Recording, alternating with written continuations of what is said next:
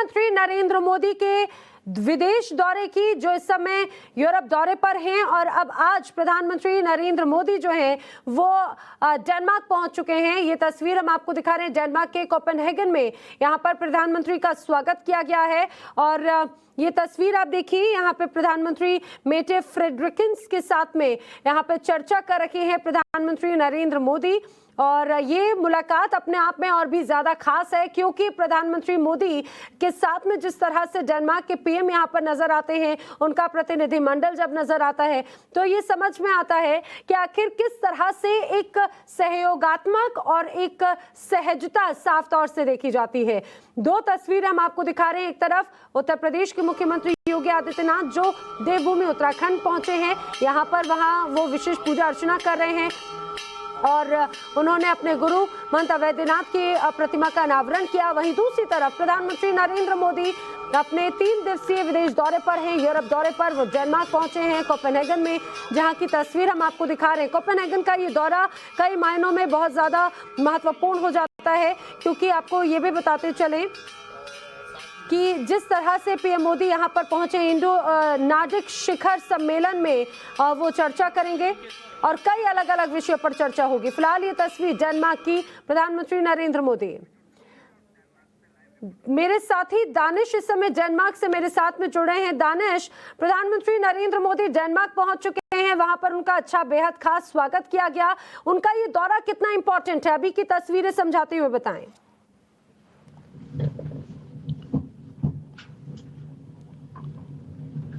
Hello जी दानिश, आप मुझे सुन पा रहे हैं?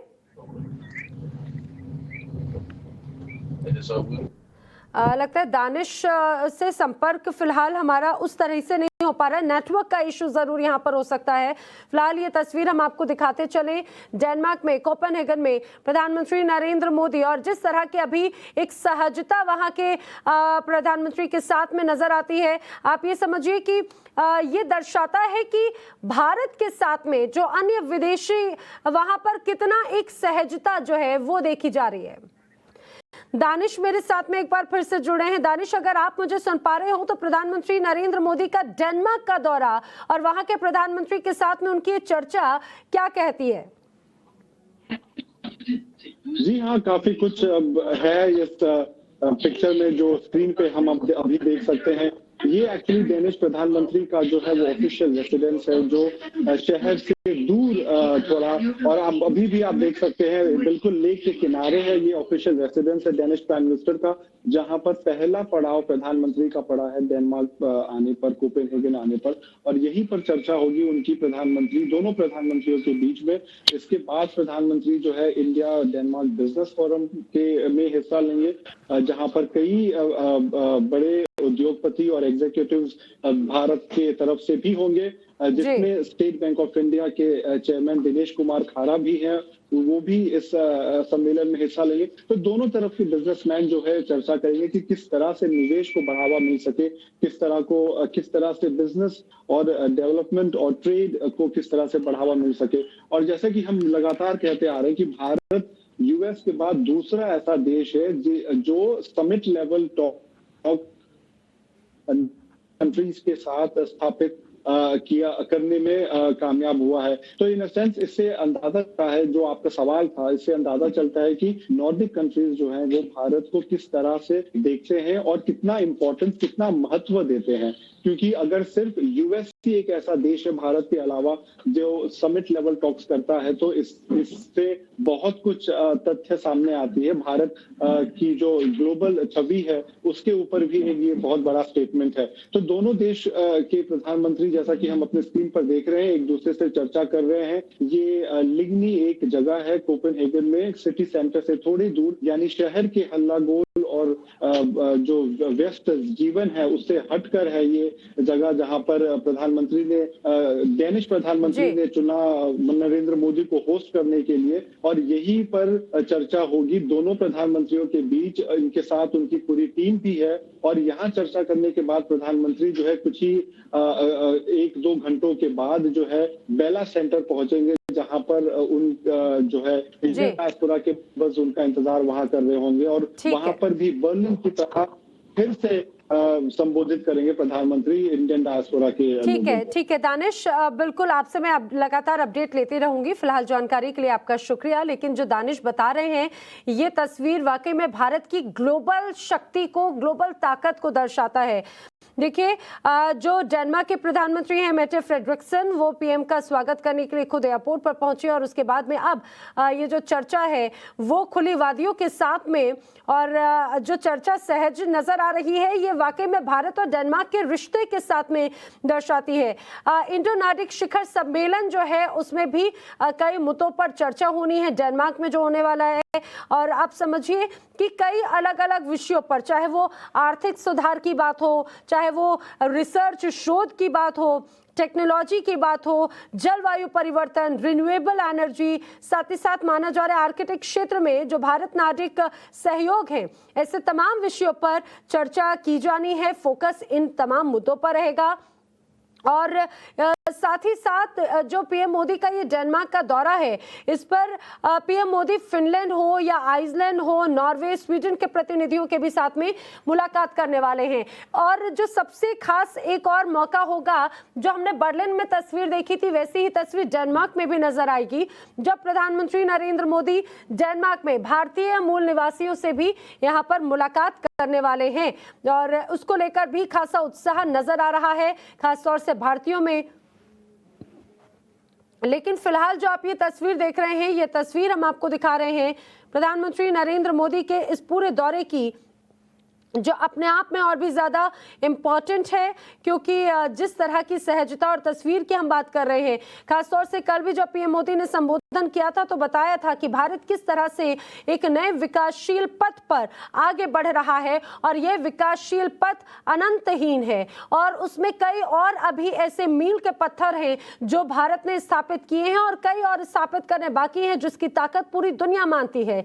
चाहे बात कोविड मैनेजमेंट को लेकर हो, चाहे बात अलग अलग जो न्यू सेटअप्स को लेकर बात कही जा रही थी, स्टार्टअप्स को लेकर बात कही जा रही थी, उसमें भारत ने अपने आप में एक निर्णायक तस्वीर पूरी दुनिया के सामने स्थापित की है। यह भी एक मुख्य वजह है कि कई सिर्फ भारत नहीं बल्कि पूरी दुनिया के कई ऐसे महत्वपूर्ण देश हैं जो भारत के साथ में हाथ मिलाने को आतुर नजर आते हैं। ना सिर्फ आतुर नजर आते हैं बल्कि ये कहा जाए कि अब वो एक बड़ी उम्मीद भरी नजरों से देखते हैं। प्रधानमंत्री नरेंद्र मोदी का ये जो पूरा दौरा है, यूरोप का 65 घंटों का ये दौरा, जिसमें 25 अलग अलग बैठकें इस पूरे कार्यक्रम में हैं। पहला दिन उन्होंने कल बर्लिन में जर्मनी में बिताया। अब ये आज की तस्वीर डेनमार्क की हम आपको दिखा रहे हैं, कोपेनहेगन में, यहाँ पर पीएम मोदी हैं। इसके अलावा आज डेनमार्क में मेटे फ्रेडरिक्सन से मुलाकात है। अब कल फ्रांस के प्रधानमंत्री से मुलाकात है, इमैनुअल मैक्रों के साथ में। अब देखने वाली बात है कि आखिर वो बैठक, वो मुलाकात किस तरह की होगी।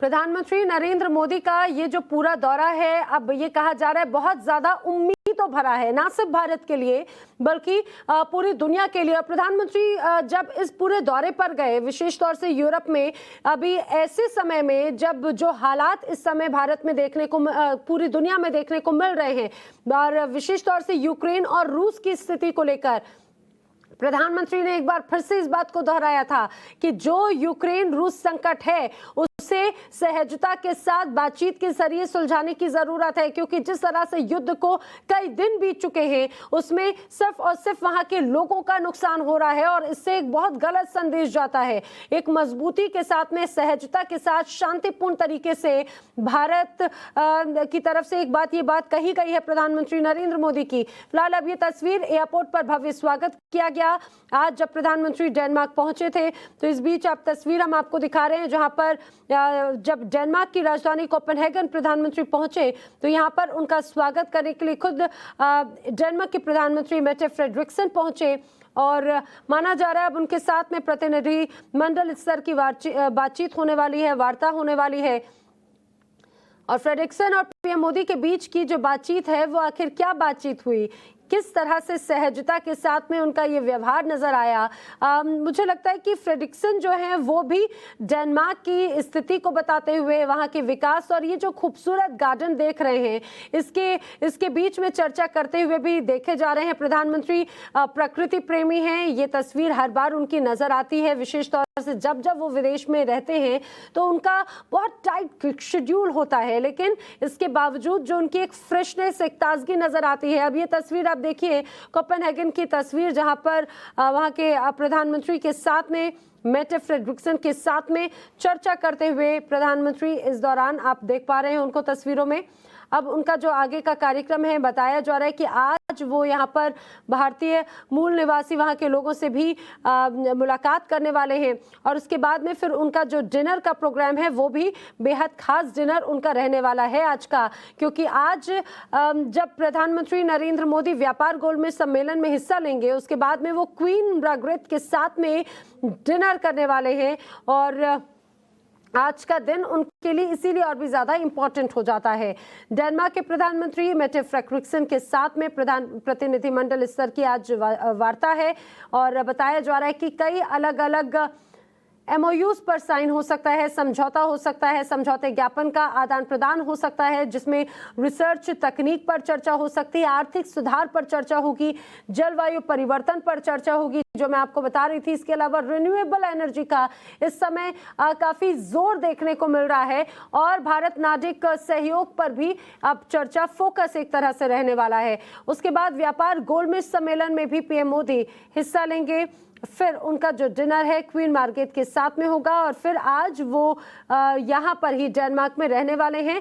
फिर कल वो अब उनकी मुलाकात फ्रांस के प्रतिनिधि मंडल से भी होने वाली है, लेकिन सिर्फ डेनमार्क के PM से ही मुलाकात नहीं है PM की। दरअसल बताया ये जा रहा है कि कई और भी अलग अलग देशों के प्रतिनिधि मंडलों से भी उनकी मुलाकात होनी है।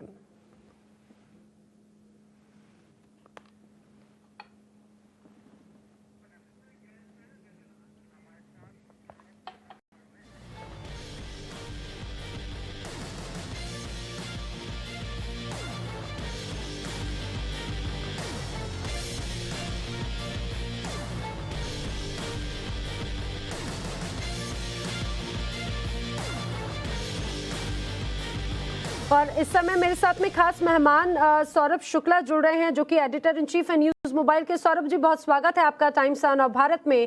प्रधानमंत्री नरेंद्र मोदी का ये दौरा कई मायनों में महत्वपूर्ण माना जा रहा है और डेनमार्क के PM के साथ में उनकी जो लंबी गुफ्तगू है इसे किस तरह से देखते हैं? ये पूरी मुलाकात उनके लिए कितनी इंपॉर्टेंट है? देखिए, बहुत इंपॉर्टेंट है और आप जैसे देखिए कि कितनी ज्यादा नेचुरल सराउंडिंग्स में गुफ्तगू हो रही है, तो उससे एक चीज आपको बताऊं कि रिन्यूएबल एनर्जी जो है, क्लीन एनर्जी है, कैसे भारत जो है अपना जो क्लाइमेट चेंज के खिलाफ मुहिम है उसको ज्यादा स्ट्रॉन्ग कर सकता है। डेनिश जो कंपनीज हैं, कई वाटर के जो पानी के क्षेत्र में कोऑपरेशन की बात हो रही है।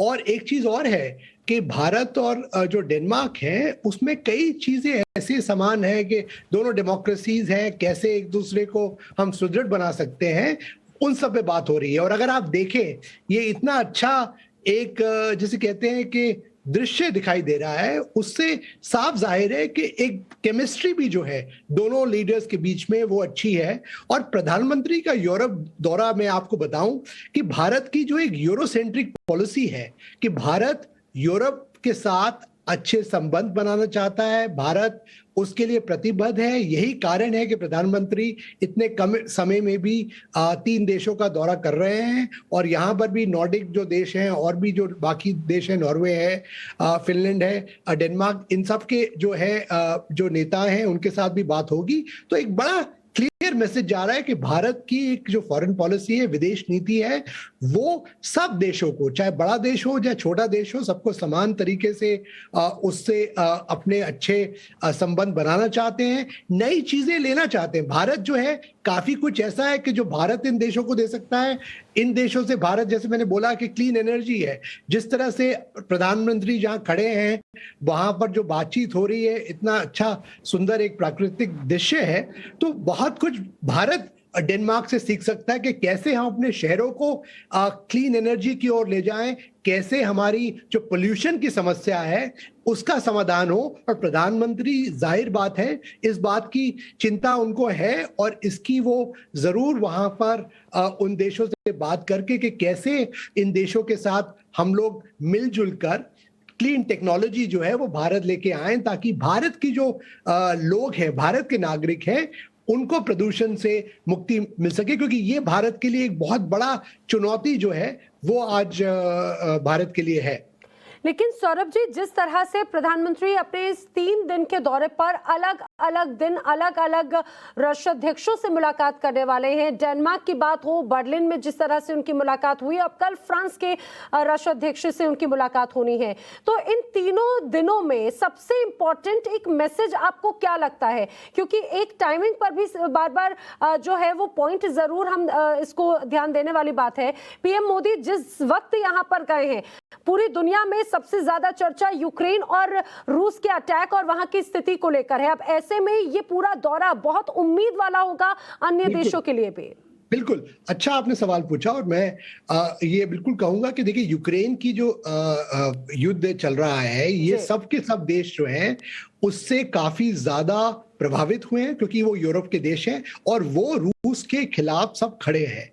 प्रधानमंत्री का यहाँ पर एक जो दौरा है वो इस बात को भी ज्यादा रीइंफोर्स करेगा कि भारत जो है आज, अगर आप देखें कि विश्व कूटनीति जो है, ग्लोबल डिप्लोमेसी के एक शिखर पर खड़ा है और प्रधानमंत्री का अपना एक व्यक्तित्व है, उनकी एक स्टेचर है पूरे विश्व के ग्लोबल डिप्लोमेसी में। तो इन देशों से भी की अपेक्षा है भारत से कि वो एक रोल प्ले करे, एक पीस मेकर का। व्लादिमीर पुतिन को भी मैसेज दे कि आप इस तरह का युद्ध जो है पूरे विश्व पे नहीं थोप सकते। हालांकि भारत ने ये खुल के कहा है कि हमारा जो भी, हम लोग युद्ध नहीं चाहते और दोनों वो चाहते हैं कि यूक्रेन का ये जो यूक्रेन के खिलाफ रूस ने ये की है लामबंदी, वो बंद हो, और यही मैसेज प्रधानमंत्री देंगे। और मैं एक चीज और बताऊं आपको कि भारत का, जब ये कह रहा हूं कि प्रधानमंत्री का एक अपना व्यक्तित्व है, उनका एक शीर्ष स्थान बन गया है ग्लोबल डिप्लोमेसी में, तो इन देशों के साथ तालमेल भी भारत के लिए बहुत जरूरी है। क्योंकि चाहे यूएन हो, चाहे और जितने भी ग्लोबल बॉडीज हो, जब भारत को मदद की जरूरत पड़ेगी तो ये देश भी भारत के साथ खड़े होंगे। और यही बात है कि देखिए, फ्रांस में, इसके बाद जो फ्रांस में जाएंगे, छोटा सा दौरा है, पर मैक्रोन, जो राष्ट्रपति मैक्रोन का अभी चुनाव हुआ है और भारत के प्रधानमंत्री पहले बड़े जो नेता होंगे जो मैक्रोन के साथ बात करेंगे, तो ये एक स्ट्रेटेजिक, जिसे कहते हैं, ट्रिप भी है। ये ट्रिप इसलिए भी किया गया है ताकि इन विश्व के देश को और यूरोप के देश को कहा जाए कि भारत एक डेमोक्रेसी है और उनके साथ वो खड़ा होगा और दोनों आपस में मिलकर एक बेहतर विश्व के लिए काम करेंगे। जी बिल्कुल सौरभ जी, और बहुत उम्मीदें जरूर पूरी दुनिया को, अलग अलग देशों को जरूर भारत से अब है और पीएम मोदी के इस दौरे से है। हमसे जुड़ने के लिए सौरभ शुक्ला जी, आपका बहुत शुक्रिया।